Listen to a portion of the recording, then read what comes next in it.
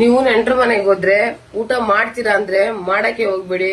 ಊಟ ಮಾಡಿ ಅಂತ ಹೇಳಿದ್ರೆ ಮಾತ್ರ ಮಾಡಿ. ಯಾಕಂದ್ರೆ ಊಟ ಮಾಡ್ತೀರಾ ಅಂದ್ರೆ ಅವ್ರು ಸುಮ್ನೆ ಎಕ್ಸಾಂಪಲ್ ಕೇಳೋದಷ್ಟೇ, ಸರಿನಾ? ಅದರಿಂದ ನೀವು ಊಟ ಮಾಡಕ್ ಹೋಗ್ಬೇಡಿ. ಊಟ ಮಾಡಿ ಅಂತ ಕೇಳಿದ್ರೆ ಮಾತ್ರ ಮಾಡಿ, ಸರಿನಾ?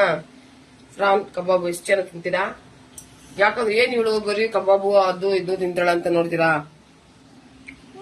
ಫ್ರೆಶ್ ಟು ಹೋಮ್ ಅಂತ ಒಂದು ಆಪ್ ಐತೆ, ಅದ್ರಲ್ಲಿ ಸಂಡೇ ಸ್ಯಾಟರ್ಡೇ ಆಫರ್ ಬಿಡ್ತಾರೆ.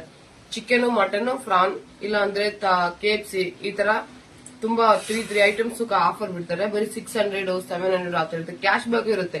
ಯಾಕಂದ್ರೆ ಇವಾಗ ಔಟ್ ಸೈಡ್ ಹೋಗಿ ನೀವು ಅಂಗಡಿನಲ್ಲಿ 1 kg ಮಟನ್ ಎಷ್ಟು ಅಂತ ಕೇಳಿದ್ರೆ 800, ಸರಿನಾ? ಇದ್ರಲ್ಲಿ ಆಫರ್ ಇರುತ್ತೆ, ತುಂಬಾ ಕ್ಯಾಶ್ ಬ್ಯಾಕ್ ಇರುತ್ತೆ. ಆರ್ಡರ್ ಮಾಡ್ಕೊಂಡು ತಿನ್ನಿ. ನಾನೇನ್ ಕುಬೇರ್ ಮಗಳೇನಲ್ಲ, ನಾನು ತರ ಕಮ್ಮಿ ರೇಟಿಗೆ ಬರೋದು, ಆಫರ್ ತಗೊಳ್ಳೋದು. ಸಾಟರ್ಡೆ ಸಂಡೇ ಆಫರ್ ಇರುತ್ತೆ. ಕೆಳಗಡೆ ಲಿಂಕ್ ಹಾಕಿದ್ದೀನಿ, ಫ್ರೆಶ್ ಟು ಹೋಮ್ ಲಿಂಕ್. ಬೆಂಗಳೂರಲ್ಲಿ ಇರೋರು ಮಾತ್ರ. ನೀವು ಆಮೇಲೆ ನಮಗ್ ಬಂದ